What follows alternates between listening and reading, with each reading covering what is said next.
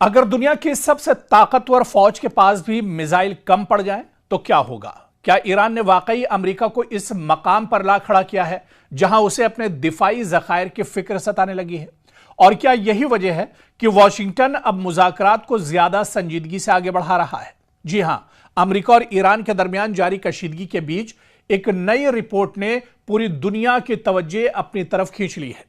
अमरीकी मीडिया और दिफाई जराये के हवाले से सामने आने वाली इत्तलात के मुताबिक अमरीका अपने जदीद थार्ड यानी terminal high altitude area defence missile interceptors का तकरीबन 80% इस्तेमाल कर चुका है। यानी जो डिफेंस सिस्टम अमरीका के गोडाउन्स में था उसमें से 80% सिर्फ ईरान के ड्रोन और मिसाइल को रोकने के लिए थर्ड डिफेंस सिस्टम का अमरीका इस्तेमाल कर चुका है। और यह वो दिफाई निजाम है, यह वो डिफेंस सिस्टम है जो बैलिस्टिक मिसाइलों को हवा में ही तबाह करने की सलाहियत रखता है और अमेरिका के अहम तरीन डिफेंस हथियारों में भी इसका शुमार होता है। रिपोर्ट के मुताबिक ईरान के साथ जंगी कार्रवाइयों और खित्ते में मुसलसल दिफाई ऑपरेशंस के दौरान अमेरिका ने बड़ी तादाद में थर्ड पैट्रियट और दीगर इंटरसेप्टर मिसाइल इस्तेमाल किए हैं।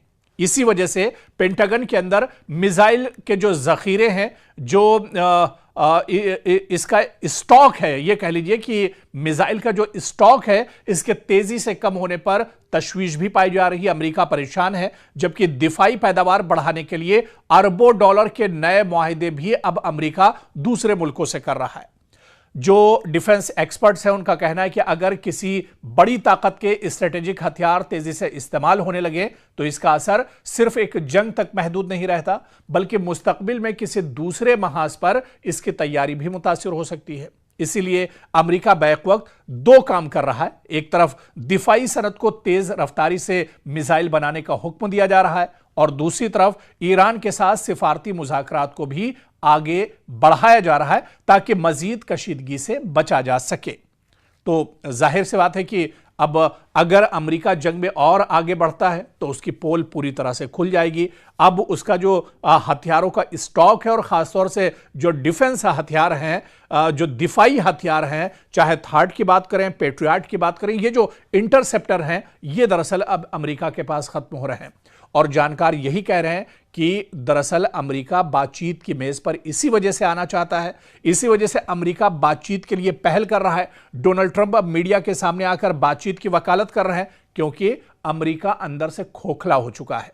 अमेरिका का डिफेंस सिस्टम बिल्कुल खत्म हो रहा है। जो उसके हथियार और उसका जो असलहा गोला बारूद है, खासतौर से उसके थर्ड और पैट्रियट जो इंटरसेप्टर हैं, वो दरअसल खत्म हो रहे हैं।